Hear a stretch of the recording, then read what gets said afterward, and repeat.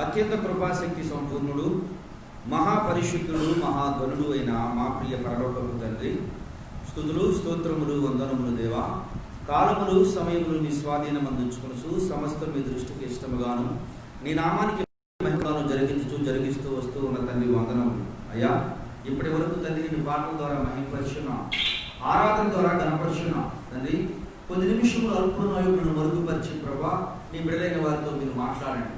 నీ ఘనమైన సంగతులు, బలమైన సంగతులు మీరు మాట్లాడండి తండ్రి. నేను మాట్లాడితే వ్యర్థము, నా నోటి మాట వల్ల నిష్ప్రయోజనము తండ్రి. ప్రభా సమస్తము సరిచేయగలవాడు, సమస్తమును తండ్రి ప్రభా తండ్రి ఉన్నవాటిని లేనట్టుగాను లేని వాటిని ఉన్నట్టుగా పిలిచేవాడు కనుక దేవా ప్రభా నీ మాట ద్వారా సమస్తము కలిగింది తండ్రి. ప్రభా అట్టి ఘనమైన సంగతులు, బలమైన సంగతులు తండ్రి నీ బిడ్డలైన వారితో మీరు మాట్లాడండి. యేసయ్యా నాటి దినముందు ప్రభా కొండ మీద ప్రసంగంలో తండ్రి మీరు మాట్లాడుతూ ఉండగా 3 దినములు అన్నపానములు మాని తండ్రి నీ మాటల కొరకు ఎదురు చూసినట్లుగా అయ్యా అంటే అట్టి మాటలు 7 దినముందు నీ బిడ్డల పక్షముగా తండ్రి మీరు మాట్లాడమని అయ్యా. ఆయా స్థలము నుండి ఎందరైతే ఈ మాటలు వింటున్నారో వారి జీవితంలో ఆశీర్వాదము, దీవెన, కృపను అనుగ్రహించి సహాయములు చేయమని యేసయ్య నామం పేరటి ప్రార్థన చేయించున్నాను మా పరమ తండ్రి, ఆమేన్. దేవుని వాక్యం చదువుకున్నాం. నిర్గమాకాండము 17వ అధ్యాయము 9వ వచనం. నిర్గమాకాండము 17వ అధ్యాయం 9వ వచనం. మోషే యెహోషువతో మన కొరకు మనుషులను ఏర్పరచుకొని వారిని తీసుకొని బయలువెళ్ళి అమాలేకీయులతో యుద్ధము చేయుము. దేవుడు తన పరిశుద్ధ లేఖన భాగం మనందరి బిడ్డలు ఫలింపజేయును గాక. దేవుని బిడ్డలారా, గత వారము దేవుని వాక్యాన్ని మనం ధ్యానం చేసుకున్నాం, వాక్యాన్ని నేర్చుకున్నాం. యుద్ధానికి సహకారులను ఏర్పరచుకోమంటున్నాడు దేవుడు. యుద్ధానికి ఎవరిని ఏర్పరచుకోమంటున్నాడు దేవుడు? సహకారులను ఏర్పరచుకోమంటున్నాడు. గత వారం కొన్ని మాటలు మనం నేర్చుకున్నాం. ఒక మనిషికి సహకారులు ఎవరు అంటే దేవుడు ఈ లోకంలో కొన్ని బంధాలను ఏర్పరిచాడు. మొట్టమొదటిగా మనిషికి మనిషి తోడు ఎవరంటే వివాహ విషయంలో భార్యను ఏర్పరచుకోమని దేవుని వాక్యం తెలియజేస్తుంది. అటువంటి వ్యక్తి ఎటువంటి వ్యక్తి అయి ఉండాలంటే దేవుడు చిత్తానుసారమైనటువంటి వ్యక్తిని ఏర్పరచుకోవాలి తప్ప కంటికి ఇప్పుగా, కంటికి అందముగా, హృదయానికి నచ్చిందిగా, మనసుకు నచ్చిందిగా కోరుకున్నటువంటి సంసోను యొక్క జీవితంలో ఏమి ఎదురైందో చూశాం. ఇశ్రాయేలుకు న్యాయాధిపతిగా ఉండవలసినటువంటి వ్యక్తి, ఇశ్రాయేలును పరిపాలించే నాయకుడిగా ఉండవలసినటువంటి వ్యక్తి ఫిలిస్తీయులకు ఎటువంటి వాడి వ్యక్తి మిగిలిపోయాడు? తిరగలీసురు వాడిగా మిగిలిపోయాడు. గనుడుగా దేవుడు పిలిచాడు, ఘనమైన స్థానంలో దేవుడు ఉండమని కోరుకున్నాడు. కానీ తన హృదయానికి నచ్చింది, తన మనసులకు నచ్చింది, తను ఏదైతే ఇష్టపడుతున్నాడో అట్లా జీవించాలని ఆశపడ్డాడు. తల్లిదండ్రులు వాదించారు, కానీ ప్రయోజనం లేక వదిలివేశారు. మహాబలాఢ్యుడు, బలము కలిగినటువంటి వ్యక్తి, గొప్పవాడు. అటువంటి వ్యక్తి దేవుడు ఏర్పాటు చేయి నాజీరు చేయబడి ఇశ్రాయేలుకు న్యాయాధిపతిగా ఉండవలసినటువంటి వాడు తిరగలీసురు పనివాడిగా మిగిలిపోయాడు. పనివాడిగా మిగలడం మాత్రమే కాక చివరికి తన ప్రాణాన్ని తానే ఏం చేసుకునే వ్యక్తిగా మిగిలిపోయాడు, ఆత్మహత్య చేసుకునే వ్యక్తిగా మిగిలిపోయాడు. వెనక్కి వెళ్ళినట్లయితే ఏం చేసి భయంకరమైన డిప్రెషన్లో మిగిలిపోయినటువంటి వ్యక్తిగా కూడా తనను మనము చూసి నేర్చుకోగలుగుతున్నాం. దేనిని బట్టి? దేవుని చిత్తాన్ని, దేవుని ఇష్టాన్ని బట్టి కాక తాను ఇష్టం వచ్చినట్టు తన మనసుకు నచ్చినట్లు. దేవుని వాక్యము యోహాను సువార్తలో అంటాడు, దేవుని వల్ల పుట్టిన పిల్లలే తప్ప వీళ్ళు శరీరచ్చను బట్టి కానీ మనసిచ్చను బట్టి కానీ, శరీరానికి ఇష్టమవుతారు కొంతమంది, శరీరాన్ని చూపును బట్టి అందముగా ఉన్నారని కొంతమంది ఇష్టపడుతూ ఉంటారు. చూడండి, మనం చాలామంది హీరోయిన్స్ అని చెప్పి గొప్పగా జబ్బలు తెరుచుకుంటూ ఉన్నాం. కానీ వారి గురించి న్యూస్లో చూస్తే వారు ఏం తీసుకుంటారంట? భయంకరమైన డ్రగ్స్. వారిని న్యాయస్థానం ఏం చేస్తాడు? దోషులుగా దిద్దిస్తూ ఉంది. కొంతమంది శరీరచ్చను బట్టి ప్రేమిస్తారు, శరీరానికి నచ్చింది కనుక శరీరస్థితిని బట్టి ప్రేమించే వ్యక్తులుగా ఉంటారు. కొంతమంది మనసులు కలుస్తాయని మనసును బట్టి కొనుక్కుంటారు, మనసిచ్చను బట్టి ఎత్తే బిడ్డలుగా ఉంటారని దేవుని వాక్యం తెలియజేస్తారు. కానీ దేవుడు ఎట్లా ఇచ్చాడంట? ఎట్లా దేవుడు ఇష్టపడుతూ ఉన్నాడు? ఎలా ఇష్టపడుతూ ఉన్నాడు? నీవు ఇంకనూ అదే స్థితిలో ఉండగా, అదే పాప స్థితిలో ఉండగా దేవుడిని ఇష్టపడుతూ ఉన్నాడు. ఎట్లా ఇష్టపడుతూ ఉన్నాడు? దేవుని వాక్యం ఏం తెలియజేస్తుందమ్మా? ఎప్పుడైనా డాక్టర్ గారు హాస్పిటల్ మంచిదేనా అంటే మంచిదే అంటారు, చెడ్డదనే వారు ఎవరు ఉండరు. ఏ వ్యక్తి అయినా ఆరోగ్యంగా ఉన్నప్పుడు డాక్టర్ దగ్గరికి వెళ్తారా? ఆరోగ్యంగా ఉన్నప్పుడు డాక్టర్ దగ్గరికి వెళ్తే వెళ్ళేవాడిని ఏమంటారు? పిచ్చోడు అంటారు. పిచ్చోడు అనకూడదు, ఇంక చెప్పాలి అంటే వాడిని ఏమంటే సైకో అంటారు. ఎప్పుడైతే మనిషికి ఆరోగ్యం బాగోదో, ఎప్పుడైతే అనారోగ్యంగా ఉంటాడో అప్పుడు మాత్రమే ఆసుపత్రికి వెళ్ళి తనను తాను ఏం చేసుకుంటాడు, స్వస్థుడవటానికి, బాగుపడటానికి యేసు దగ్గర ఆసుపత్రికి వెళ్తాడు. అలాగే యేసయ్య చెప్తూ ఉన్నాడు, అయ్యా నా దగ్గరికి రా అంటే నా అలవాట్లు మారలేదు, నా ఆలోచనలు మారలేదు, నా బ్రతుకు మారలేదు, నాకున్నటువంటి సమస్యలు కొరకు ఇంకా యేసయ్య దగ్గరికి ఇప్పుడు రాను అంటే యేసయ్య చేతగానడా? యేసయ్య నీ బలహీనత నుంచి విడిపించలేనడా? నీకున్న సమస్యల నుంచి పరిష్కరించలేనడా? నీకున్నటువంటి ప్రతి బాధ నుంచి విమోచించలేనడా? ఇప్పుడు కాదు, ఇంకా కొంత సమయం ఉంది, ఇంకా కొంత టైం ఉందనంటే అంటూ ఉన్నాడు దేవుడు. ఈ రోజున ఎవరికి కావాలి డాక్టర్ అంటే? ఎవరికి కావాలి? ఎవరైతే రోగిగా ఉన్నారో, ఎవరైతే అనారోగ్యంతో ఉన్నారో, ఎవరైతే బలహీనంగా ఉన్నారో వారికి మాత్రమే డాక్టరు అవసరం. దేవుని వాక్యం కూడా అది తెలియజేస్తూ ఉంది. దేవుడు యేసు ప్రభువు ఏమన్నాడు, నేను ఎవరిని పిలవచ్చాను? నీతిమంతుని పిలవరాలేదు. నీవు నేను అనుకుంటాం యేసయ్య పిలుస్తున్నాడు, యేసయ్య దగ్గరికి రా అంటే నేను ఇంకా మార్చుకోవాల్సినవి చాలా ఉన్నాయి. దేవుడు అంటూ ఉన్నాడు, నేను ఎవరిని పిలవడానికి రాలేదు, నీతిమంతులు పిలవడానికి రాలేదు. పాపిని నా దగ్గరికి వస్తే వాడిని పరిశుద్ధులుగా మారుస్తాను, రోగిని నా దగ్గరికి వస్తే వాడిని స్వస్థపరిచే వ్యక్తిగా స్వస్థుని చేస్తాను, సమస్యలతో ఉన్నవారు నా దగ్గరికి వస్తే ఆ సమస్యకు పరిష్కారం అనుగ్రహిస్తాను, అన్నీ తిన్నగా ఉన్నవారు నా దగ్గరికి అవసరం లేదు అని దేవుని వాక్యం తెలియజేస్తుంది. ఎవరు పిలుస్తున్నాడు యేసయ్య? ఎవరైతే బలహీనులుగా ఉన్నారో, వ్యాధిగ్రస్తులతో ఉన్నారో, సమస్యలతో ఉన్నారో, ఆయా సమస్యల మధ్య సతమతమైపోతూ ఉన్నారు, వారిని మాత్రమే పిలుస్తున్నాడు నేను ప్రకటిస్తున్నటువంటి దేవుడు. దేవుని బిడ్డలారా చూడండి, ఇక్కడ విషయాన్ని గమనించినట్లయితే ఈరోజు ఇదే స్థితిలో నువ్వు ఏర్పాటు చేసుకుని తీసుకున్న నిర్ణయాలను బట్టి, నీ ఆలోచనలు బట్టి సతమతమైపోతూ ఉంటే దేవుడు నిశ్చయంగా నిన్ను పిలుస్తూ ఉన్నాడు. ఈ ప్రదేశంలో మాత్రమే కాక, ఈ మాట వింటున్న వారిని మాత్రమే కాక, ఆయా స్థలంలో ఎందుండి లైవ్ ద్వారా ఎందరైతే విలుచి ఉన్నారో దేవదేవుడు నిశ్చయంగా ఈ రోజు నీతో మాట్లాడుతున్నాడంటే, ఈ మాట నీకు వినపడుతూ ఉంది అంటే దేవుడు నిశ్చయంగా నిన్ను పిలుస్తూ ఉన్నాడు. వస్తావా యేసయ్య దగ్గరికి?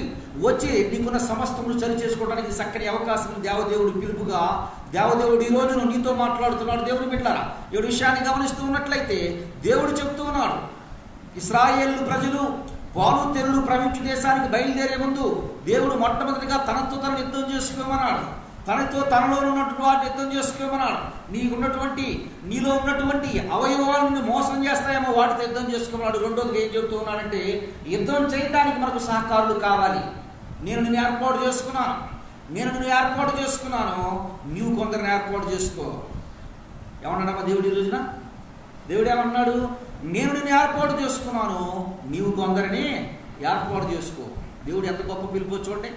దేవుడు ప్రత్యేకించి నిన్ను పిలిచాడు, నీకే అధికారాన్ని ఇచ్చాడు. ఉదాహరణకు చెప్పాలంటే ఒక డాక్టర్ గారు, ఒక చీఫ్ మినిస్టర్ గారు ఉన్నారు. చీఫ్ మినిస్టర్ ఉన్నాడు అనుకున్న ఉదాహరణకి, ఒక రాష్ట్రాన్ని పరిపాలించే నాయకుడు ఉన్నాడు. రాష్ట్రాన్ని పరిపాలించే నాయకుడు అంటూ ఉన్నాడు, నన్ను అందరూ కలిసి ఎన్నుకోండి అంటున్నాడు. ఎన్నుకున్న తర్వాత ఎన్నుకున్నటువంటి ఒక వ్యక్తి నిన్ను ఎన్నుకున్నాడు అంటున్నాడు. ఏమన్నాడు చెప్పమంటారు? ఏమన్నాడు చెప్పమంటారా?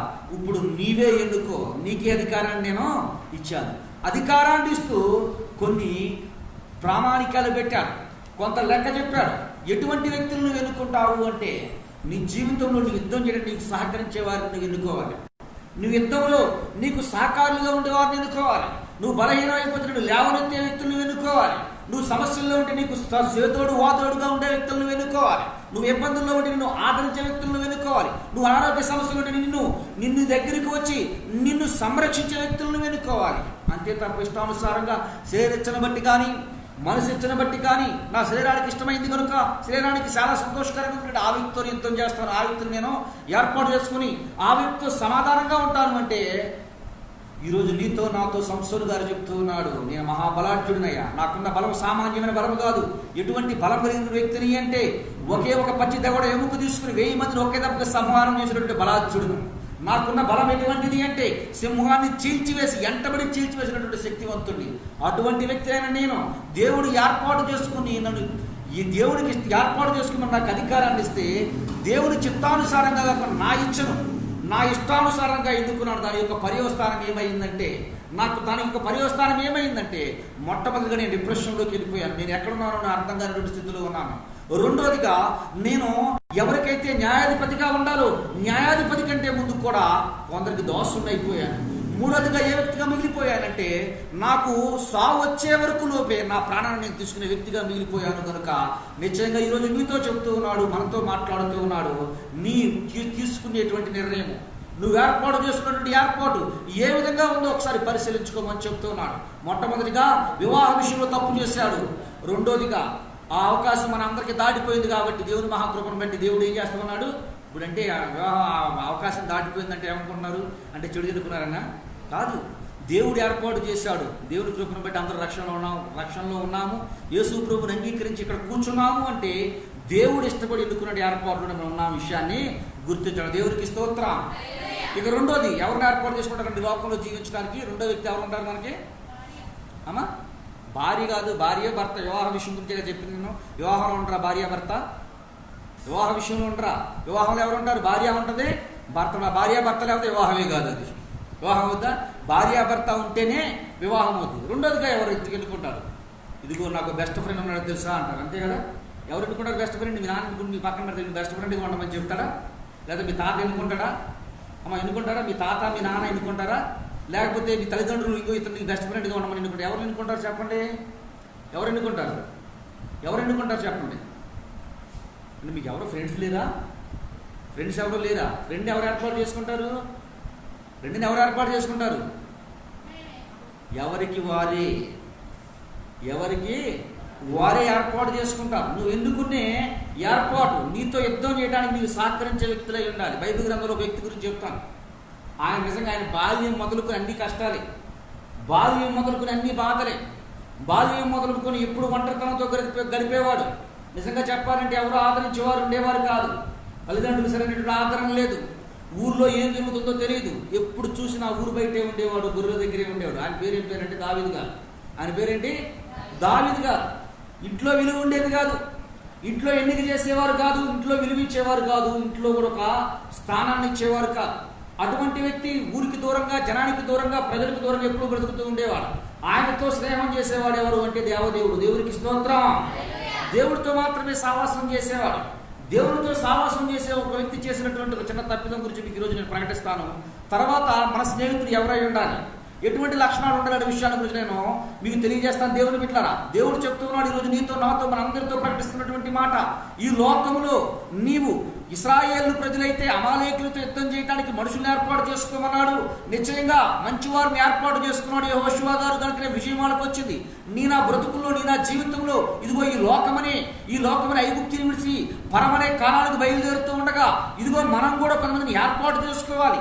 మనతో యుద్ధం చేసేవారిని, మనకు సహకరిస్తూ మనతో సహకారంగా ఉండి యుద్ధం చేసేవారిని మనం ఎన్నుకోవాలి. కనుక మొట్టమొదటిగా ఎన్నుకోవాల్సిన వివాహ విషయంలో నువ్వు ఎవరిని ఎన్నుకుంటున్నావు? నీకు సహకరించేవారినా, నీకు సహకారంగా ఉండేవారినా, నువ్వు బలహీనతలతో ప్రార్థనా జీవితంలో నీవు ఎనగబడిపోయినప్పుడు ప్రోత్సహించి, ఆదరించి, ప్రేమించి నిన్ను పురుకొల్పేవారిని ఎన్నుకుంటున్నావా? లేక నీవు భక్తి జీవితం ఉంటే నీ భక్తి జీవితం మీద నీళ్ళు పోసి నువ్వు మండుతున్న ఆత్మచేత నింపబడుతున్నప్పుడు ఎప్పటికప్పుడు నీళ్ళు పోసి లోపల కూర్చో సర్దిపడి వ్యక్తులుగా ఎన్నుకుంటున్నావని మొట్టమొదటిగా తీసుకునే నిర్ణయం.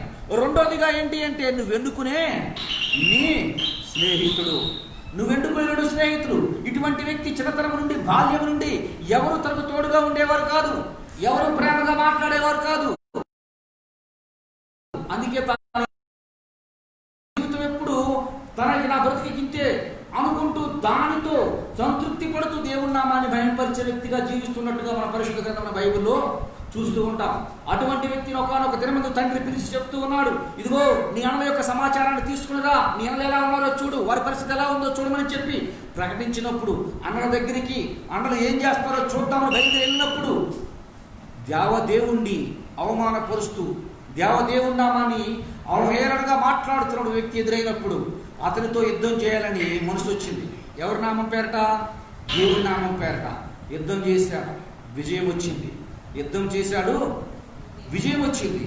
యుద్ధము చేసి విజయం వచ్చినప్పుడు ఆ విజయానికి ఉప్పొంగిపోక సంతోషిస్తూ ఆనందిస్తూ ఉన్నప్పుడు ఎవరి కొరకైతే యుద్ధం చేశారో, ఎవరి కొరకైతే మేలు చేశారో, ఎవరికైతే మేలు చేశాడో ఆ మేలే కీడుగా మారింది. నిజమే, చాలామంది సేవకుల జీవితాల్లో, భక్తుల జీవితాల్లో, విశ్వాస జీవితంగా మనం కొనసాగుతూ ఉన్నప్పుడు ఎవరికైతే మనం మేలుగా సాకారంగా చేస్తాం వారే కీడు చేస్తూ ఉంటే ఎంత బాధో. నిజమే కదా? పాస్టర్ గారు ఉన్నారు, ఆ పాస్టర్ గారు ఇంకో పాస్టర్ గారిని అతిగా ప్రేమించేవాడు. ఎంతగా ప్రేమించేవాడు అంటే పేదవాడిని అధికంగా ప్రేమించేవాడు. అయితే కొన్ని రోజులు కాలక్రమేణా కొనసాగుతూనే ఉంది. కొంతకాలం బాగానే సాగుతూ ఉంది. తర్వాత కాలక్రమేణా ఆ సేవకుడు హృదయంలో విసపు చూపులు నిలబడటం మొదలుపెట్టారు. విసపు ఆలోచనలు కలుగుతూ ఉన్నాడు. ఇతను చేసే ప్రతి పనిని విమర్శిస్తూ ఉన్నాడు. అయినా సరే దేవుడి నామాన్ని బట్టి, దేవుడి నామాన్ని బయటపరచాలి కాబట్టి అయినా ప్రేమిస్తూనే ఉన్నాడు.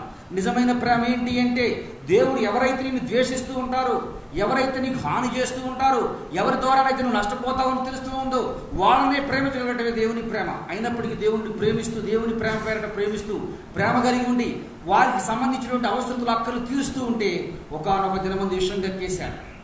విషము కక్కేశాడు. ఏంటి ఆ విషం కక్కేశాడు అంటే, ఇతరులో ఉన్నవి లేనివి మొత్తం కూడా బయటకు కక్కేశాడు. అప్పుడు ఏమంటారు? నిజమైన స్నేహితుడు అంటారా? ఇతను నిజంగా స్నేహం చేస్తున్నాడు తప్ప అతను నిజమైన స్నేహితుడు కాదు. నిజమైన స్నేహితుడు కాదు. విశ్వాసిగా కూడా నాకు ఒక పరిచయం, విశ్వాసిగా కూడా చాలా ప్రేమ కలిగి ఉన్నాడు, చాలా ప్రేమతో ఉన్నటువంటి వ్యక్తి ఉంది. ఒక దినమంది ఒక విశ్వాసం అన్నాడు. ఏమన్నాడంటే, నువ్వు తాసుబాముతో సమానం అన్నాడు.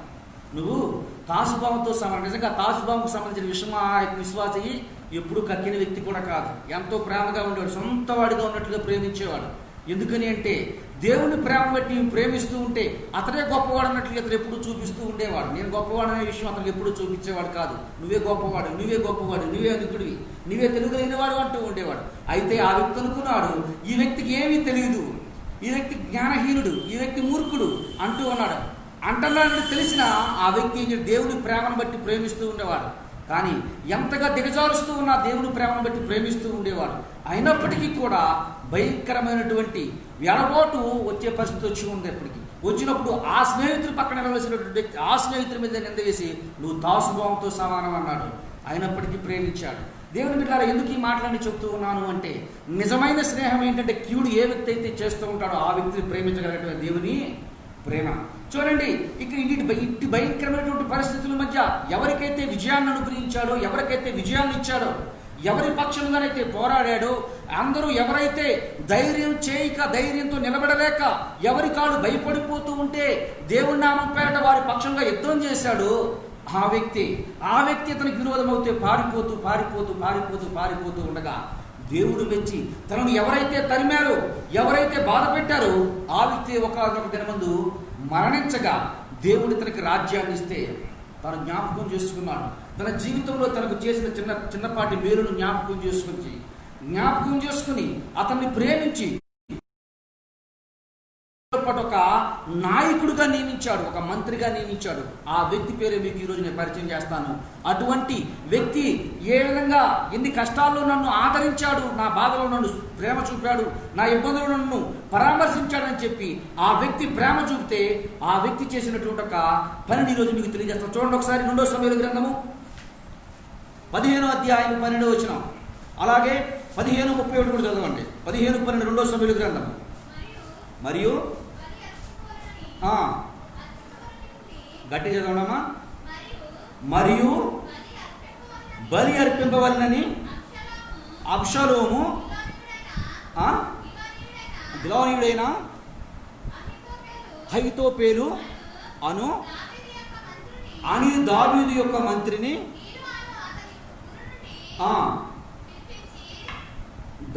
యొక్క మంత్రిని పిలిపించి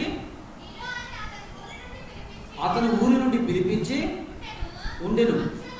అబ్షాలోము జనము మరి ఎక్కువ ఉండి చేత కుట్ర బహుబలమైన 15:31 అంతలో ఒకడు వచ్చి అబ్షాలోము చేసిన కుట్రలో అహీతోపెలు చేరి ఉన్నాడని దావీదునకు తెలియచేయగా దావీదు యెహోవా అహీతోపెలు యొక్క ఆలోచన చెడగొట్టుము. దేవునికి స్తోత్రం. ఈయన కష్టాల్లో ఉన్నాడు.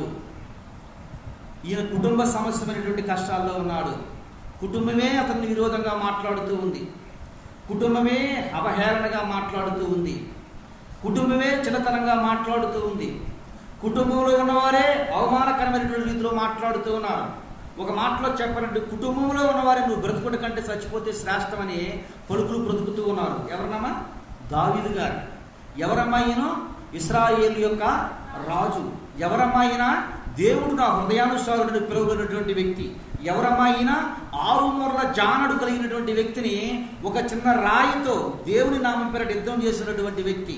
ఇంత గొప్ప వ్యక్తిని, ఇంత బలాఢ్యుడిని, ఇంత బలం లేనటువంటి వ్యక్తిని, ఎలుగుబంట్లు చీల్చివేసినటువంటి వ్యక్తిని, సింహాన్ని చీల్చివేసినటువంటి వ్యక్తిని, అంత బలాఢ్యుడైనటువంటి వ్యక్తిని కుటుంబమే అవహేళనగా మాట్లాడుతూ ఉంది.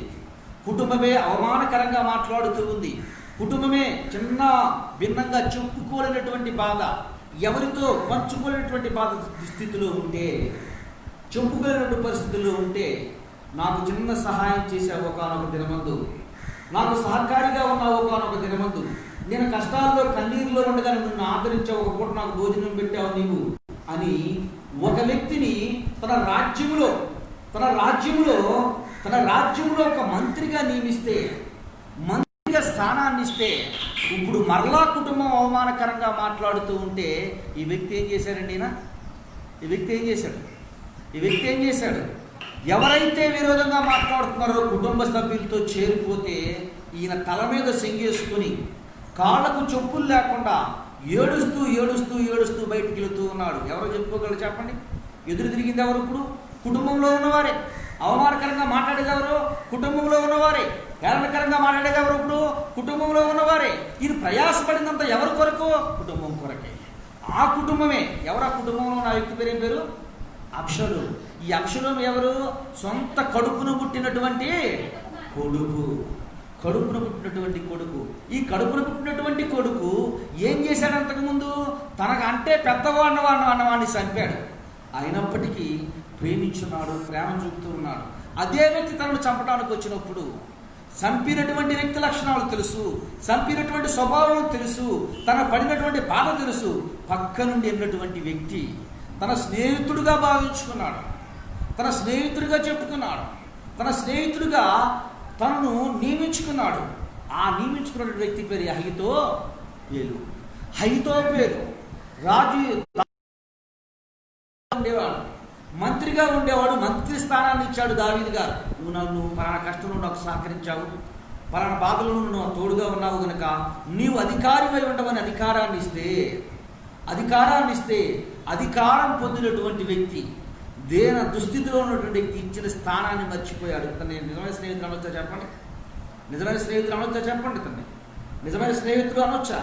ఈయన ఏర్పాటు చేస్తున్నాడమ్మా దావీదు గారి కంటే భక్తులువా నీవు నేను? దావీదు గారి అంటే భక్తి కలిగిన వ్యక్తులువా నీవు నేను? నీవు అనుకోవచ్చు నాకు భక్తుని మంచి స్నేహితులతో స్నేహం చేస్తున్నానని.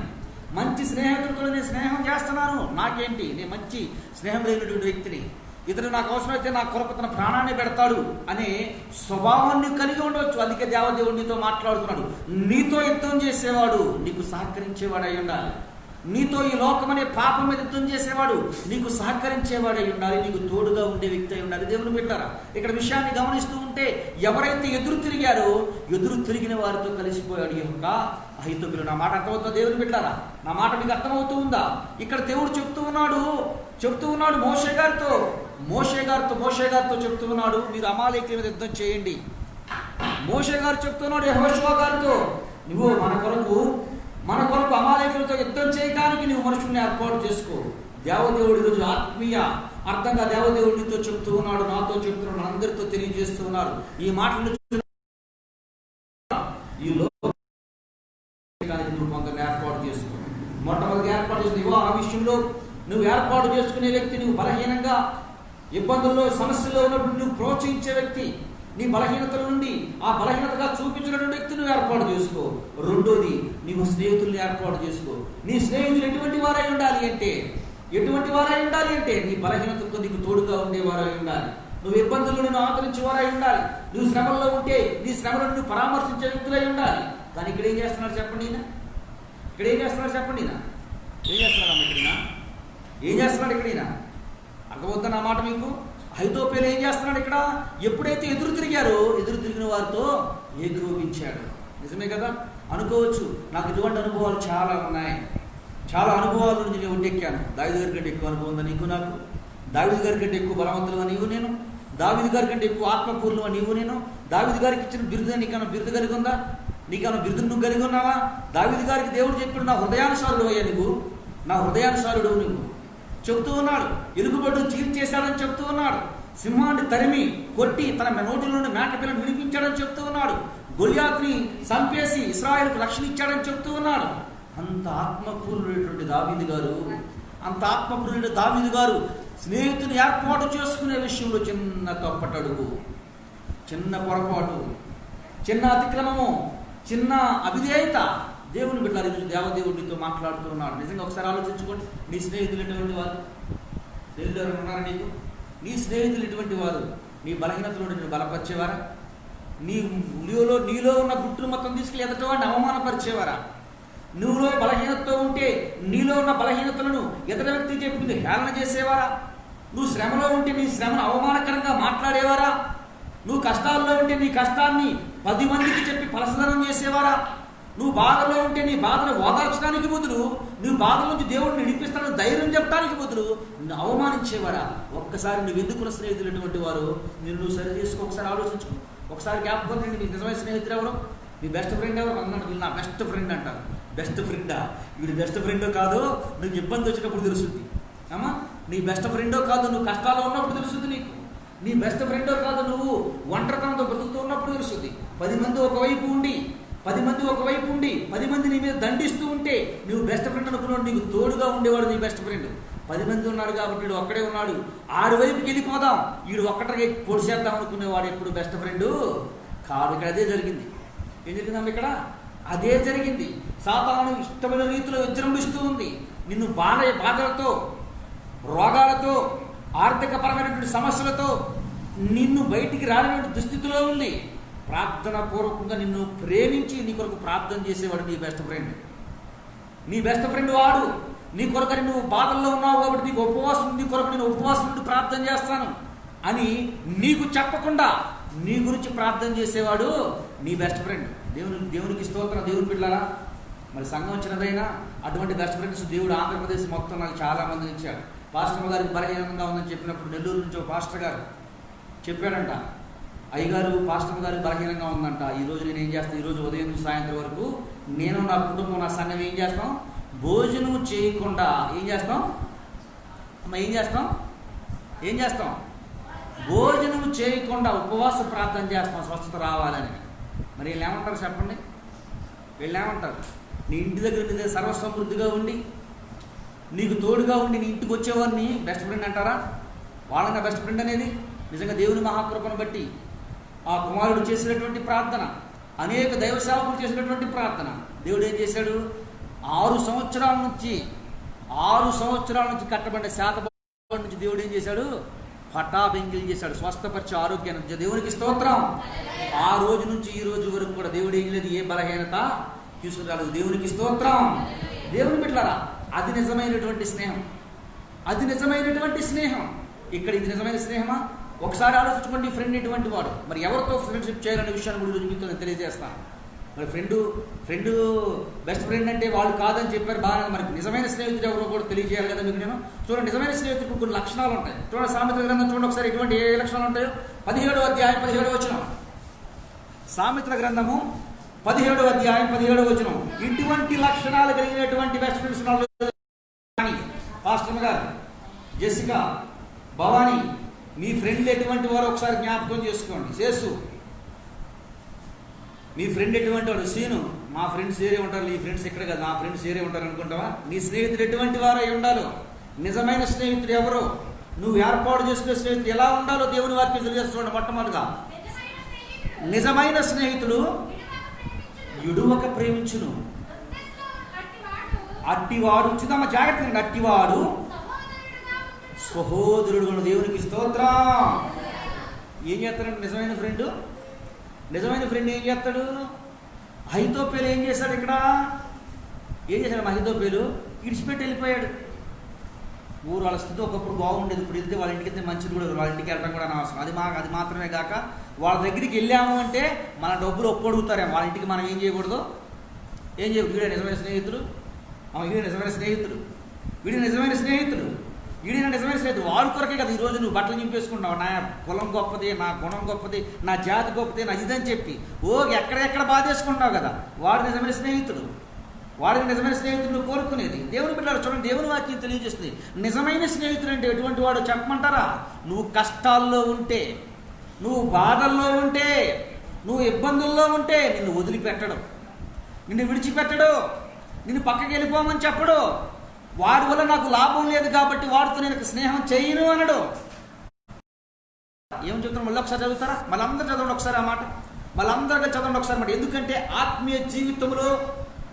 ఆత్మీయ జీవితంలో మనము ప్రయాణం చేస్తూ ఉండగా మనకు కొన్ని ఎదురయ్యే భయంకరమైన పరిస్థితుల నుండి, అది కుటుంబం నుండి కానివచ్చు, మన ఆరోగ్యపరమైనదే కావచ్చు, మన ఆర్థిక పరమైనదే కావచ్చు, మన బలహీనతలే ఉండొచ్చు, మనకు చుట్టుముట్టుతున్నటువంటి భయంకరమైన వ్యాధులే కావచ్చు. అటువంటి సమయముల్లో, అటువంటి పరిస్థితుల్లో దేవదేవుడు చెప్తూ ఉన్నారు, దేవదేవుని వాక్యం తెలియజేస్తుంది, నువ్వు ఏర్పాటు చేసుకున్నవాడు నీతో పాటు యుద్ధము చేసేవాడేనా, నీతో పాటు పోరాడేవాడేనా, నీతో పాటు పోరాటానికి సిద్ధపడినటువంటి వ్యక్తేనా? నిన్ను నువ్వు పరిశీలించుకో. చూడి చదవండి, అందరూ ఒకసారి చదవండి. నిజమైన స్నేహితుడు యుడువక ప్రేమించును, దురుద్దేశంలో అటువాడు. అబ్బాబ్బా, ఎంత సక్కన మాట దేవుని వాక్యం చూసారా? నువ్వు బాధల్లో ఉంటేనంట నీ దగ్గరగా వచ్చేసి మన ఇద్దరం అన్నాదమ్ముడు అని చెప్తాడంట, మన ఇద్దరం అక్కా చెల్లెలు అని చెప్తాడంట. నువ్వు బాధల్లో ఉన్నప్పుడు నువ్వు ఎవరో కాదు, నువ్వు నా బయటవాడు కాదు, నా సహోదరుడు అని చెప్తారంట. దేవుని వాక్యం చెప్తుంది. మన ఉన్న ఫ్రెండ్స్ ఎటువంటి వాడు ఆలోచించుకోండి, మనకు ఉన్నటువంటి స్నేహితులు ఎటువంటి వారు ఆలోచించుకోండి. ఎటువంటి వారైనా, ఇటువంటి స్నేహితుల్ని మనం కలిగి ఉన్నామా? ఇటువంటి స్నేహాన్ని మనం కలిగి ఉన్నామా? దేవుని పెట్టారా? ఒకసారి ఆలోచించుకోండి. దేవుని వాక్యం తెలియజేస్తుంది, నీతో నాతో నువ్వు బాధల్లో ఉన్నప్పుడు, సర్వ సమృద్ధిగా ఉన్నప్పుడు నీ దగ్గరికి అనేకులు వచ్చారు. నువ్వు బాధల్లో ఉంటే నిన్ను గట్ల ప్రేమగా మాట్లాడేవారే దూరం అయిపోతున్నారే. ఆలోచించుకుని ఎవరితో స్నేహం చేస్తున్నావు? ఎవరితో నీ స్నేహం కలిగి ఉన్నావు? ఒక్కసారి ఆలోచించుకో.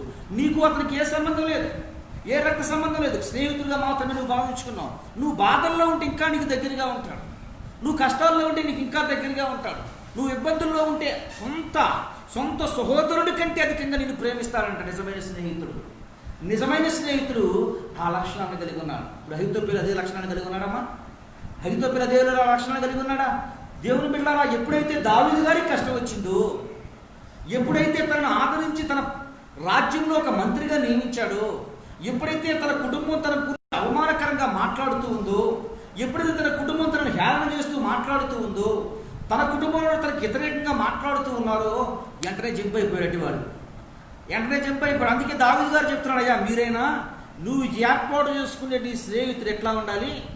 నువ్వు బాధల్లో ఉన్నప్పుడు నీకు దగ్గరగా ఉండాలి, నువ్వు కష్టాల్లో ఉన్నప్పుడు నీకు అనుకూలంగా ఉండాలి, నువ్వు బాధపడుతూ ఉన్నప్పుడు తనకు సొంతగా బాధపడిందని చెప్పి నీ గురించి ఎక్కువగా ఆలోచించే వ్యక్తులై ఉండాలి. దేవుని బిడ్డరా, అటువంటి వాడిని స్నేహితుడిగా లెక్కలో పెట్టి తప్ప బెస్ట్ ఫ్రెండ్గా ఇప్పుడు నీవు లెక్కలో తీసుకోవద్దు. రెండో రోజు కూడా చూద్దాం, రెండో లక్షణం ఏముంటుందో. 27:6 సామెతలు 27:6 అమ్మా, మేలు కోరి స్నేహితుడు గాయములు చేయును, పగవాడు లెక్కలేని ముద్దులు పెట్టును. నువ్వు తప్పు చేస్తున్నప్పుడు నిన్ను హెచ్చరించేవాడు నిజమైన స్నేహితుడు.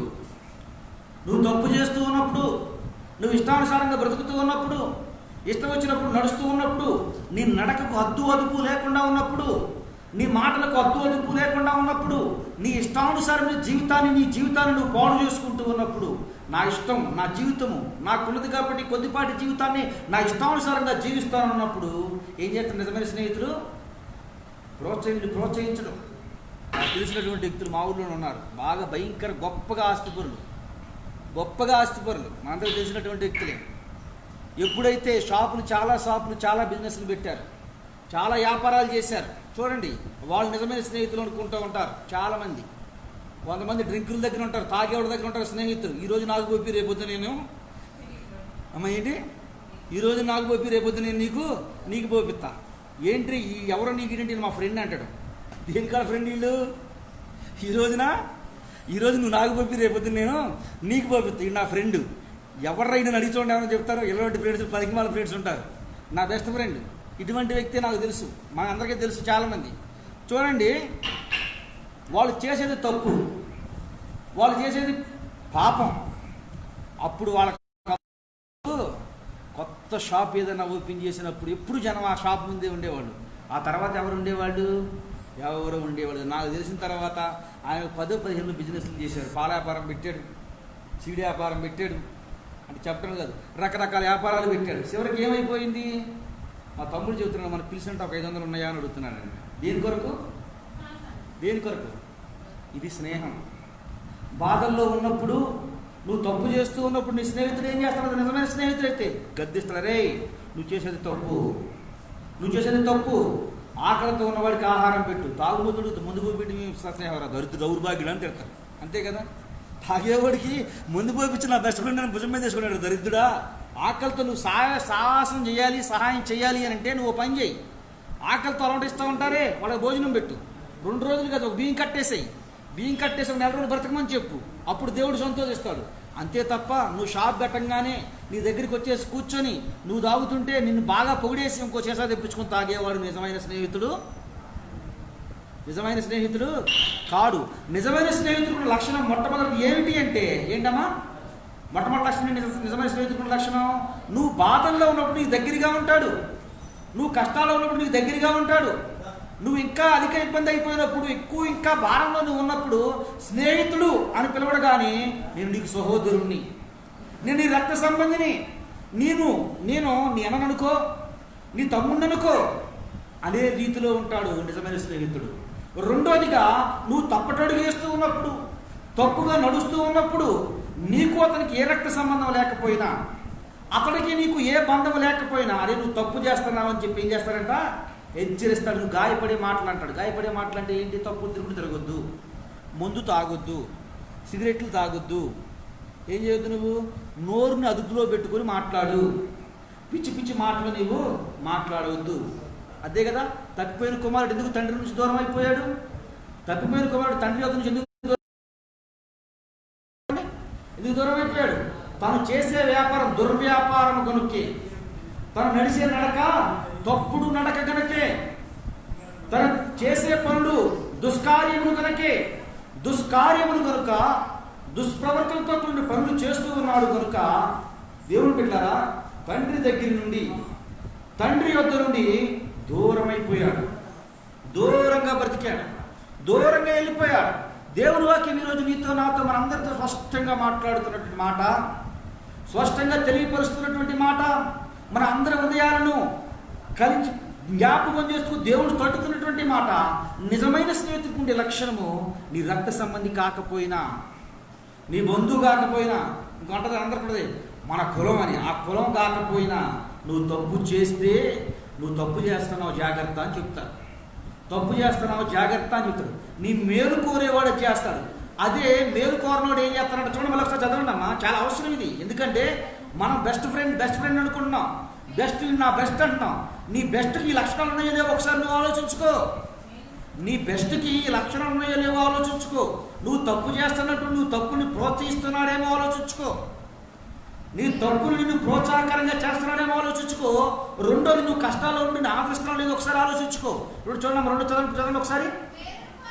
మేలు కోరి స్నేహితుడు గాయం చేయును, పగవాడు లెక్కలేనని ముద్దులు పెట్టెను. నువ్వు తప్పు చేస్తూ ఉంటే ఆ తప్పును ప్రోత్సాహకరంగా మాట్లాడతారు అంటారు. నాకు తెలుసు, ఒకరోజు నేను చాలా బాధపడిన విషయం ఇది, ఎందుకంటే అనుభవంతో చెప్తున్నా. ఒకరోజు ఆ షాప్ దగ్గరికి నేను వెళ్ళా, పక్కన కూర్చున్నాడు పోరం కూడా సంగతి నాకు తెలుసు. వాడు అంటూ ఉన్నాడు, ఆయన పొడుతూ ఉంటే ఈయన సీట్లో కూర్చొని, మనిషి ఇంత నాకంటే ఇలా నాయంత ఉంటాడు, ఎక్కడెక్కడికి ఎగిరిపోతున్నాడు అర్థం కావట్లే, గాల్లో తేలిపోతున్నాడు. నీ రేంజ్కి కొద్ది తాగటం ఏంటి? ఇది నా దగ్గర తక్కువ వాళ్ళు తాగుతారు, నా దగ్గర సీవి క్వాలిటీ లేదు. ఈడేమనుకుంటాడంటే, ఇది నువ్వు తీసేసుకుని నాకు క్వాలిటీ తేరా అంటున్నాడు. దీన్ని ఏమంటారు చెప్పండి? దీన్ని ఏమంటారండి? ఏమంటారు దీన్ని?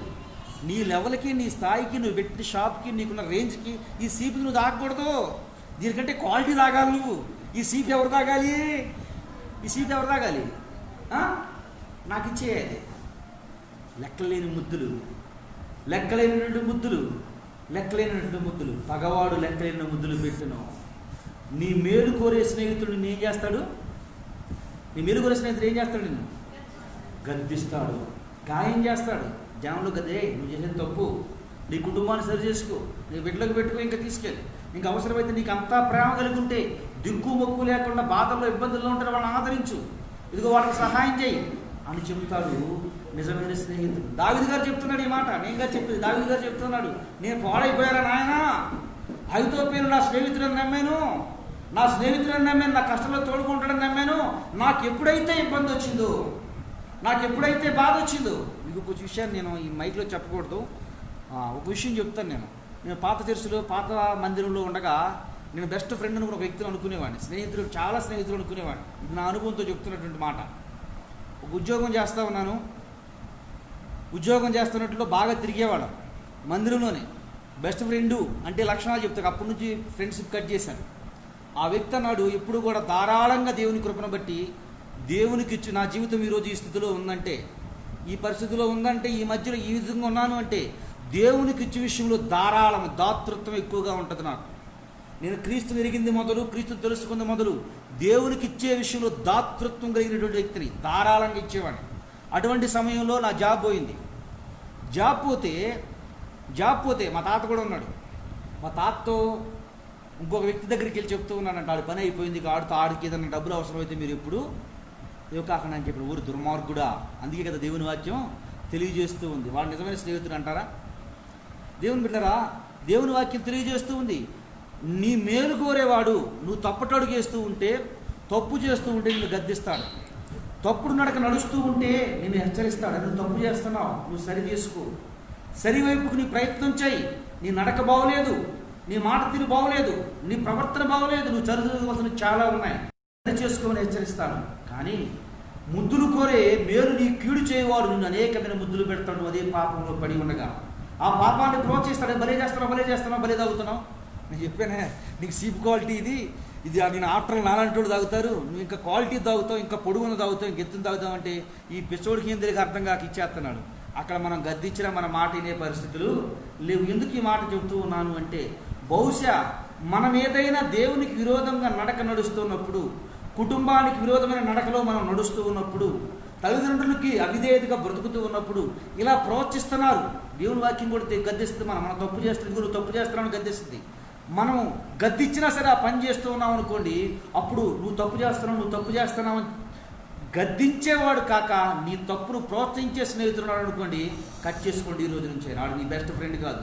ఎవడాడు నిన్ను నాశనం చేయడానికి మూల పురుషుడాడు, నిన్ను పాడు చేయడానికి మూల పురుషుడాడు. వాడిని అటువంటి వాడితో దూరంగా ఉండే దేవుని బిడ్డలారా. మూడోదిగా స్నేహితుల లక్షణం చూడండి, సామెతల గ్రంథము 27:10. నీ స్నేహితుడినైనను నీ తండ్రి స్నేహితుడినైనను విడిచిపెట్టకము, నీకు ఆపద కలిగిన దినమందు నీ సహోదరుని ఇంటికి వెళ్ళకము, దూరంలో నీ సహోదరుని కంటే నీ దగ్గరలో ఉన్న నీ పొరుగువాను వాసి. ఏమంటున్నాడు?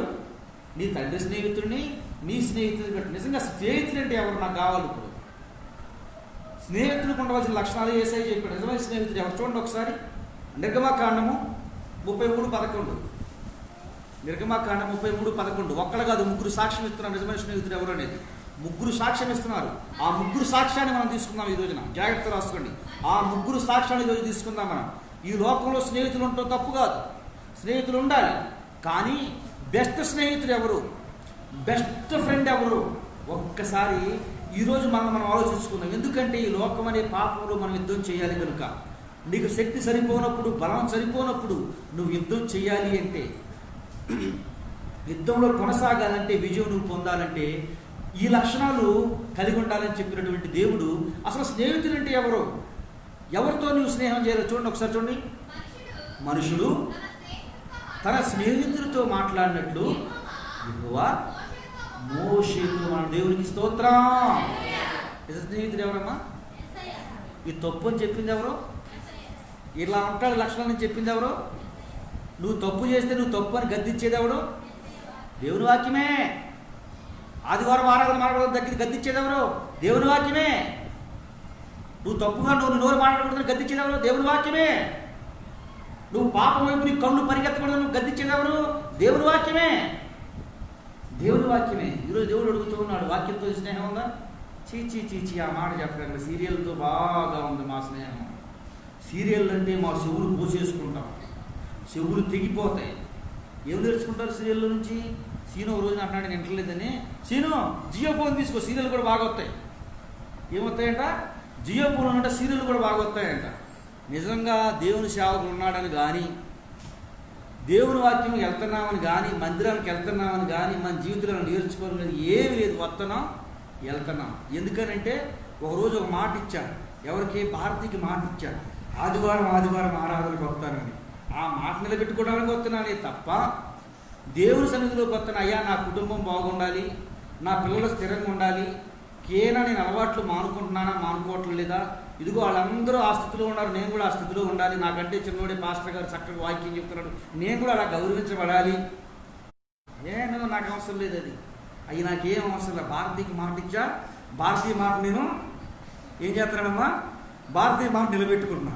సీను గారికి మాట ఇచ్చా, సీను గారి మాట నేను నిలబెట్టుకుంటున్నా. అంతే, నాకు అంతవరకే తప్ప ఇదేమీ వద్దు. ఏమన్నానంటే ఒక జియో ఫోన్ తీసుకుంటున్నానంటే సీరియల్ బాగా సీరియల్లో నుండి ఏం నేర్పుతాయి? సీరియల్ నుండి దేవుడు చెప్తూ ఉన్నాడు, దేవుడు మనిషి తన స్నేహితులతో మాట్లాడినట్లు ముఖాముఖిగా మాట్లాడుతూ ఉన్నాడు. ముఖాముఖిగా మాట్లాడుతూ ఉన్నాడు.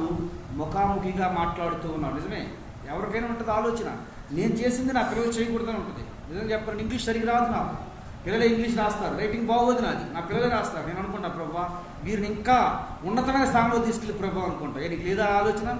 మీకు ఉండట్లేదా ఆలోచన? మీకు ఉండట్లేదు అటువంటి విధానం? దేవుని బిడ్డలారా ఆలోచించుకోండి ఒకసారి. స్నేహితుడు నువ్వు తప్పు చేస్తే నిన్ను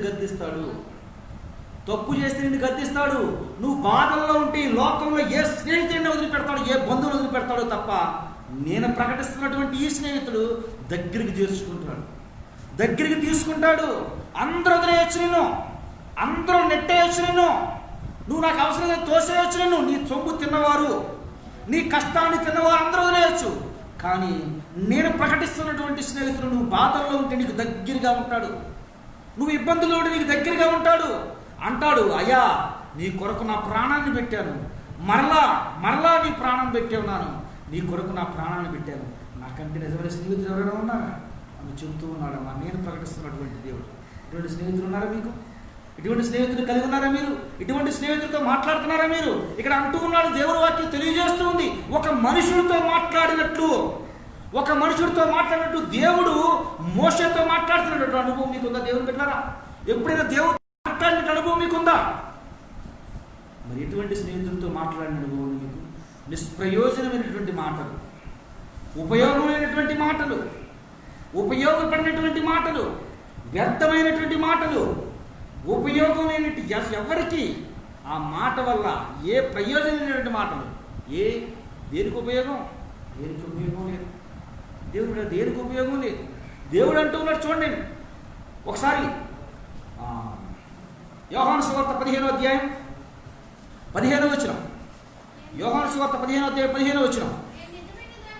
నేను నిజమైన 15వ అధ్యాయం 15వ వచనం. దాసుడు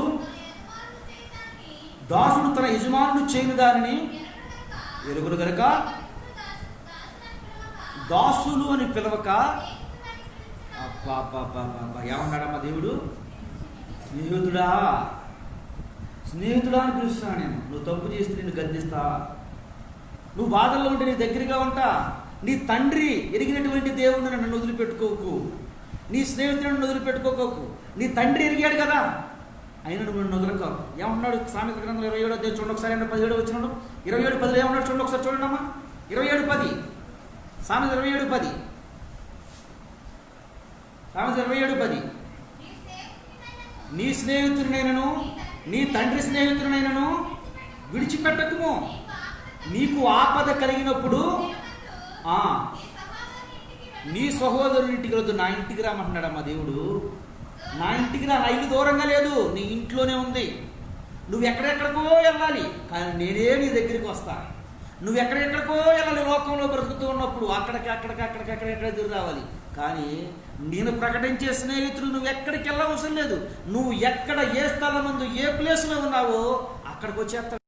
నువ్వు కన్నీళ్ళలో ఉంటే నీ కన్నీళ్లు తుడవటానికి, నిన్ను ఆదరించడానికి, నువ్వు రోగంలో ఉంటే నీ రోగాన్ని తీసివేసి నిన్ను స్వస్థపరచడానికి, నువ్వు బాధల్లో ఉంటే నీ బాధల నుంచి విడిపించడానికి, నువ్వు ఒంటరితనంతో బ్రతుకుతూ ఉంటే నువ్వు ఒంటరిగా లేవు, నీకు తోడుగా ఉన్నానని చెప్పడానికి, నువ్వు ఏడుస్తూ ఉంటే నువ్వు ఏడవద్దు, నేను నీకున్నానని ధైర్యపరచడానికి, నువ్వు అప్పుల్లో ఉంటే నీకు అప్పులు నేను తీరుస్తాను, నువ్వు ధైర్యంగా ఉండని ప్రకటించడానికి నేను ప్రకటిస్తున్నటువంటి స్నేహితుడు. ఇటువంటి స్నేహితుల్ని మీరు కలిగి ఉన్నారా?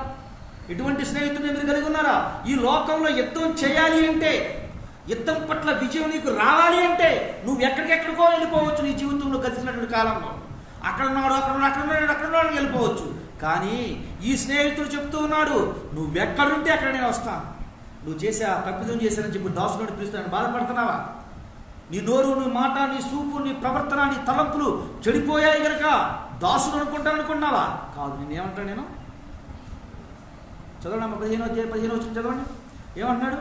దాసుడని పిలవని నేను దాసుడు. అబ్బాయి ఎంత సంతోషం వస్తుందో! వేడుపు రావట్లేదు ఈ మాట అంటే, మీకు ఈ బాధ కలగట్లేదు ఈ మాట అంటే. నిజంగా దేవా తండ్రి, నువ్వు నన్ను స్నేహితులను పిలుస్తున్నావా ప్రభా? నన్ను స్నేహితులను పిలుస్తున్నావా? నన్ను ఆ స్నేహితులను పిలిచేది నువ్వు అని బాధ కలగట్లేదా మీకు? ఇంత అజ్ఞానినా, ఇంత మూర్ఖున్నా, ఇంత విధేయుడు నన్ను స్నేహితులను పిలిచేది నువ్వా ప్రభా అని చెప్పి బాధ కలగట్లేదు? నిన్నలాంటి వాడు నన్ను వదిలిపెట్టుకున్నాను, నీలాంటి వాడితో నా సావాసం దూరం అయిపోయింది, నీలాంటి వాడితో నేను విధేయత లేకుండా బ్రతికింది, ఎంత ప్రేమ కలిగిన వ్యక్తిని నేను దూరం చేసుకుందని చెప్పి మనసులో అటువంటి తలంపులు రావట్లేదా దేవుని బిడ్డలారా? చూడండి ఏమన్నాడు? 15 చదవండి ఒకసారి. దాసుడు తన యజమానుడు చేయని ఎరుగును కనుక, ఎరగడు కనుక నేను మిమ్మల్ని దాసుని పిలవను, స్నేహితులని పిలుచున్నాను. ఎందుకనగా నేను నా తండ్రి వలన సంగతులను మీకు తెలియజేసి తిని మీరు నన్ను ఏర్పరచుకోలేదు, నేనే మిమ్మల్ని మీ స్నేహం. అబ్బాయి అంత చక్కని మాట చూడండి. మీరు నా స్నేహం కోరుకోలేదు, నేనే మీ స్నేహం కోరుకున్నా. మీరు నా చేయి పట్టుకోలేదు, నేనే మిమ్మల్ని పట్టుకున్నాను. మీరు నన్ను ఏర్పరచుకున్నారు అనుకుంటున్నారేమో. ఏమన్నాడు అక్కడ? ఏర్పరచుకునుడి. ఎవరిని? మనతో యుద్ధం చేయడానికి ఏర్పరచుకునుడి. ఇక ఎవరు ఏర్పరుచుకున్నారంట? స్నేహితుడిగా నువ్వు అనుకోలేదు, నేనే నిన్ను స్నేహితుడిగా ఏర్పాటు చేసుకున్నా. ఉదాహరణ చూడండి, మొన్న పరిశుద్ధ బాబు గారు డిఎస్పీ గారి దగ్గరికి వెళ్తారు, రమ్మన్నాడు. మచిలీపట్నం డిఎస్పీ గారి దగ్గరికి ఆయన వెళ్ళాడు. 4 ఏర్పడడానికి ఖాళీ లేదు, వెళ్దాం బొగ్గి దిగొద్దాం అయ్య గారు, మనకు పరిచయాలు ఉన్నాయంటే బాగుంటుంది కదా అంటే. ఆయన తప్పుగా నేను చెప్పట్లేదు, మంచి మాట. ఆయన మనకు కూడా కొంచెం పరిచయాలు ఉంటే బాగుంటాయి, ఎవరైనా మాట్లాడినా, పోలీసులు ఎవరైనా మాట్లాడడానికి అవకాశం ఉందన్నారు. సరే వెళ్దాం అనుకున్నాను. చూడండి ఎందుకని? ఆయన మాకు తెలుసు అని చిన్నవారమైన మనము గొప్పవాడైన ఆయనని, అంటే డిఎస్పీ గారిని, గొప్పవాడైన డిఎస్పీ గారిని పరిచయం చేసుకుంటే, ఆయన మాకు తెలుసు అని అంటే మాకేమొస్తుంది? కొంచెం రెస్పెక్ట్ పెరుగుద్ది, అంతే కదా. కానీ దేవుడు ఏమంటున్నాడు చెప్పమంటారు ఇక్కడ? భూమియు సర్వ సృష్టి నోటి మాట చేత కలగజేసిన దేవుడు, నువ్వు నా స్నేహాన్ని కోరట్లా, నేనే నీ స్నేహాన్ని కోరుతున్నా. నువ్వు నన్ను స్నేహితుడిగా ఉంచుకోవడానికి ఇష్టపడుతున్నావు లేదు, నేను మాత్రం నీ స్నేహితుడిగా ఉంచుకోవడానికి ఎప్పుడు ఇష్టపడుతూనే ఉన్నా. ఎంత చక్కని మాట ఆలోచించాను. నేను మిమ్మల్ని దాసులని పిలవనిక, నేను ఏం చేస్తున్నానో మీకు తెలియదు కదా. నేను యజమానుని, మీరు నాకు దాసులు. యజమానుని నేను ఏం చేస్తున్నానో మీకు తెలియదు.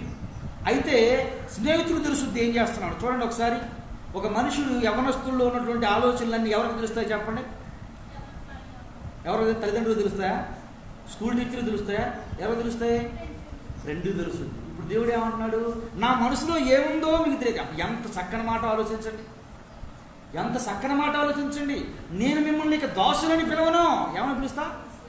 స్నేహితుడా అని పిలుస్తా. ఒకవేళ కనుక నా ఫ్రెండ్షిప్ నువ్వు కోరారనుకున్నావే, నువ్వు అనుకోవట్లేదురా బాబు, నేనే నిన్ను. చదవండి ఒకసారి, చదవండి అమ్మా. హృదయం ఉప్పొంగట్లేదు, సంతోషపడట్లేదు, సంతోషంతో గద్దులు ఇవ్వట్లేదు. దేవుడు నన్ను స్నేహితుడు అన్నాడు, మీరు నన్ను ఏర్పరచుకోలేదు. ఏమి అడుగుదురు? అది మీరు వెళ్ళి ఫలించును, నేను మిమ్మల్ని ఏర్పాటు చేసుకున్నాను. మీరు స్నేహితులు నన్ను నియమించలేదు, నేనే మిమ్మల్ని స్నేహితులుగా కోరుకున్నా. దేవుని బిడ్డలారా, ఇది నిజమైన స్నేహితులకు ఉన్న లక్షణం. కుమారుడైన ప్రభు వారు కూడా చెప్తూ ఉన్నాడు. ఏమని చెప్తూ ఉన్నాడంటే, నేను మిమ్మల్ని దాసులు అన్నాను. ఏమంట? చూడండి ఒకసారి, చివరి మాటగా చెప్పిన ప్రసంగాన్ని ముగిస్తా. యాకోబు పత్రిక 2:23 యాకోబు 2:23. యాకోబు పత్రిక 2:23 కాబట్టి అబ్రహాము దేవుని నమ్మెను, అది అతనికి నీతిగా ఎంచబడిను అని లేఖనం నెరవేరబడిను, మరియు దేవుని స్నేహితుడని ఏమంటాడు ఇక్కడ? మనిషికి ఎవరు స్నేహితుడంట? దేవుడే నిజమైన స్నేహితుడు. దేవుడు చెప్తూ ఉన్నాడు ఈరోజు నీతో నాతో, నువ్వు యుద్ధము చేసి యుద్ధంలో విజయం ఉండాలి అంటే నీకు స్నేహితుడిగా ఎవరుండాలి? టైటిల్ ఇది రాసుకుని ఈరోజు ప్రసంగం. నీ లోకమనే పాపమనే లోకంలో విజయానికి యుద్ధం చేసి నీకు విజయం రావాలి అంటే నిజమైన స్నేహితుడు ఎవరుండాలి? నీకు యేసయ్యే ఉండాలి. యేసయ్య ఉంటే మాత్రమే నీకేమొస్తుంది? విజయం వస్తుంది. నిజమైన స్నేహితుడిగా ఏర్పాటు చేసుకున్నది ఎవరిని స్నేహితుడిని అంటే యేసయ్యనే. నిజమైన స్నేహితుడు ఎవరు? నిజమైన స్నేహితుడు ఎవరు అమ్మా? ఎవరు? నోటి మాట చెప్పడం కాదు, మాట వాక్యానుసారంగా బ్రతికే వ్యక్తులుగా ఉండాలి. నిజంగా క్రీస్తు తిరిగింది మొదలు, క్రీస్తులో తెలిసింది మొదలు. నాకు స్నేహితులు లేనే ఒక్క స్నేహితుడు కూడా లేడు. దేవునికి స్తోత్రం. ఖాళీ ఉంటే ఏం చేస్తాను నేను? బైబిల్ చదువుకుంటా. మీరు ఎప్పుడైనా వాక్యంలో ఆనందాన్ని చూసారా? వాక్యంలో సంతోషాన్ని చూసారా? సమాధానం ఉందా? హృదయంలో సంతోషం ఉందా? ఎప్పుడైనా దాని గురించి ప్రార్థించారు? యేసయ్య ప్రభా నాకు లక్షలు ఉంటే సంతోషం ఉంటుందా అమ్మా? సంతోషం ఉంటుందా? సమాధానం దేవుడితో ఉంటే సమాధానం. దేవుడు చెప్తూ ఉన్నాడు, దేవుడు ఎప్పుడైతే నీ ఇంట్లో ఉంటాడో, నీతో ఉంటాడో, నీతో సహవాసం చేస్తుంటాడు, అన్నీ కూడా ఆడికి ఏమవుతాయి? వచ్చేస్తాయి. ఉదాహరణ చెప్పమంటారా? ఉన్నట్లుండి ఇక్కడికి అమెరికా అధ్యక్షుడు ట్రంప్ గారు కమలాపురం వస్తారన్నాడు అనుకుందాం. ఉదాహరణకి కమలాపురం ఎట్లాగే ఉంటుందా? ఎట్లా ఉంటుంది? బర్రికొండ ఫారెస్ట్ ఏమైపోద్ది? విమానాశ్రయం ఏమైపోద్ది? దేవునికి స్తోత్రం. బర్రికొండ ఫారెస్ట్ ఏమైపోద్ది? బర్రికొండ ఉందా? ఫారెస్ట్ ఉంది కదా. ఇప్పుడు అడవిలో ఏం చేస్తారు? ఎయిర్పోర్ట్ వేసేస్తారు. తెలుసా మీకు ఆ విషయం? ఇప్పుడు కమలాపురం రోడ్డు ఏమైపోద్ది? ఇది హైవే కూడా కాదు. ఏ హైవే అవుతుంది? 4 లైన్లో అవుద్ది. 4 లైన్గా 6 లైన్ అవుద్ది. ఎందుకని మధ్యలో ఆయన వస్తాడు, అటు 100 కార్లు, ఇటో 100 కార్లు ఉంటాయి. అటు 100 కార్లు, ఇటో 100 కార్లు ఉంటాయి. 3 ఇంకేం జరుగుద్ది? అక్కడ మొదలు అర్ధరాత్రి అమావాస్య చీకట్లో కరెంటు ట్రాన్స్ఫరాలు పగిలిపోయిన లైట్లు ఇక్కడ మాత్రం ఇప్పుడు ఆగిపోవు. ఇంకొకటి, ఇప్పుడు ఇటు చుట్టూ ఏమున్నాయి? కమలాపురం ఊర్లో జనం కంటే ఎక్కువ ఏమున్నాయి? ఇంటికి మనుషులు 4 ఉంటే కుక్కలు మాత్రం సైనికులు ఉంటారు. అప్పుడు ఎక్కడ ఇండియా సైన్యం ఉంటుంది, అమెరికా సైన్యం ఉంటుంది. ఇప్పుడు ట్రంప్ గారు నీకు ఫోన్ చేసి, అయ్యా నీకు ఏం కావాలని అడిగారు అనుకోండి. అయ్యా ట్రంప్ గారు మీరు నాకు ఒక $10,000 ఏమంటే $10,000 పంపిస్తాడు. కమలాపురం బాగుపడతాం, నీ ఇల్లు కూడా బాగుపడతాం. అదే ట్రంప్ గారు మీరు వచ్చి ఒక 6 రోజులు ఉండాలని అన్నారు అనుకోండి, కమలాపురం ఏమవుతుంది చెప్పండి? అప్పుడు ఏమవుతుంది చెప్పండి? అప్పుడు కమలాపురం మీద ఎక్కడ చూడటానికి ఏముండదో, చెత్త కనపడతాం. సింగిల్ రోడ్డు 6 వే అవుద్ది. బర్రికొండ ఫారెస్ట్ ఎయిర్పోర్ట్ అవుద్ది. ఫ్లైట్లు దిగుతాయి వెళ్తాయి. ఇప్పుడు అడుగుతా నేను, మీకు ట్రంప్ గారి దగ్గర 10,000 కావాలా? ట్రంప్ గారు 1 రోజులు ఉండి అంటాం కావాలా? అరే ట్రంప్ గారు వచ్చితేనే 1 రోజులు ఇట్ అయిపోతుంటే, ఈ ట్రంప్ని ఆ గింపుని మొత్తాన్ని సృష్టించినటువంటి సర్వ సృష్టి మీద అధికారం కలిగినటువంటి దేవుడు, మాట చేత ప్రపంచాలు నిర్మించినటువంటి దేవుడు నీ ఇంటిలోకి వస్తే దూతగణం వస్తుందా? సర్వ సంపదలు గుప్తులై ఉంటాయా? సమాధానం ఉంటుందా? ఇప్పుడు అడుగుతున్నాను నేను, నీ స్నేహం దేవుడితో చేస్తే దేవుడు ఏమవుతాడు? నీ ఇంటికి వస్తాడు. దేవుడు అర్థమవుతుందన్నమాట. నీ ఇంటికి వస్తాడు. నీ ఇంటికి వస్తే ఇప్పుడు ఆలోచించండి, ఇంటికి వస్తే ఏం జరుగుద్ది? ట్రంప్ను ఒకసారి బ్రెయిన్లో పెట్టుకోండి, యేసయ్యని బ్రెయిన్లో పెట్టుకోండి. అరే ట్రంప్ వస్తేనే బర్రికొండ ఫారెస్ట్ ఎయిర్పోర్ట్ అయిపోతే యేసయ్య వస్తే ఏమవుతుంది చెప్పండి? యేసయ్య వస్తే ఏమవుద్ది? ఎట్లా వస్తుంది? ఏమవుద్దమ్మా? అనేకులకు వెలుగుగా, అనేకులకు ఆశీర్వాదకరంగా, అనేకులకు దీవెనకరంగా, అనేకులకు వెలుగు. ఇదిగో వీళ్ళు దేవుడు ఎరిగిన బిడ్డలు చెప్పుకుని సాక్షార్థంగా ఉండే కృపను అనుగ్రహిస్తాడు దేవుడు. దేవునికి స్తోత్రం. దేవుని బిడ్డలారా ఈరోజు గమనించండి దేవుని మాట. వాక్యాన్ని గమనించండి, వాక్యాన్ని పరిశీలించండి. నిజమైన స్నేహితుడు నీ జీవితంలో, నా జీవితంలో, మన జీవితంలో ఎవరంటే ప్రభు అయినా యేసుక్రీస్తు వారు మాత్రమే. ప్రభు అయినా యేసుక్రీస్తు వారు మాత్రమే. ఆ నిజమైన స్నేహితుడు బాధల్లో దగ్గరగా ఉంటాడు. తప్పు చేస్తూ ఉంటే హెచ్చరిస్తూ ఉంటాడు, గద్దిస్తూ ఉంటాడు.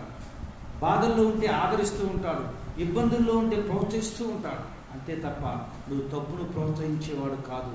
నీ తప్పును ఎండగట్టి ఇదిగో నువ్వు సరిచేయమని చెప్పి నిన్ను ప్రోత్సహించేవాడు నేను ప్రకటిస్తున్నటువంటి దేవుడు. దేవుని బిడ్డారా, నీ జీవితంలో, ఈ లోక ప్రయాణములో, భయంకరమైనటువంటి ప్రయాణములో నీకు ఎదురయ్యే ప్రతి పరిస్థితి నుండి నీకు విజయం పొందాలి అంటే నీ స్నేహితుడు ఎవరిని ఏర్పరచుకోవాలి? నువ్వు యేసయ్యని ఏర్పరచుకోవాలి. నీ స్నేహం ఎవరితో ఉండాలి?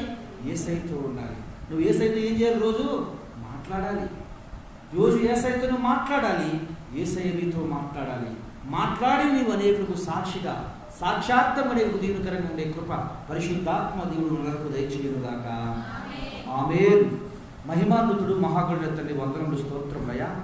ఎత్తబడిన వాక్యం బిడ్డల హృదయాల్లో నీరు కట్టి ఫలింపు చేయండి. వ్యర్థం కాకున్నట్లు తండ్రి, దుష్టు నుంచి ఎత్తుకుపోకున్నట్లు ప్రభా మీరే తండ్రి. ప్రభా బిడ్డల హృదయాల్లో తండ్రి నవ్వురు వేసుకునే కృపను అనుగ్రహించు. అయ్యా నిజమైన స్నేహితులు నీవు, నిజమైన స్నేహితులు నీవే ప్రభా. అయ్యా మా జీవితంలో తండ్రి ప్రభా వివాహ విషయంలో ఏం జరుగుతుంది ప్రభా, స్నేహితుల విషయంలో మాత్రం తండ్రి ప్రభా నిన్ను ప్రభా అంటుకట్టుకుని నీతో తండ్రి విజయ కృపను అనుగ్రహించి సహాయం చేయమని తండ్రి అందరైతే ఈ మాటలు వినిచున్నారు వారందరి జీవితంలో ఆశీర్వాదం దీన్ని అనుగ్రహించి చూడమని యేసయ్య నామం పేరిట ప్రార్థన చేయించున్నాను. మాట్లాడటం ఆమేన్.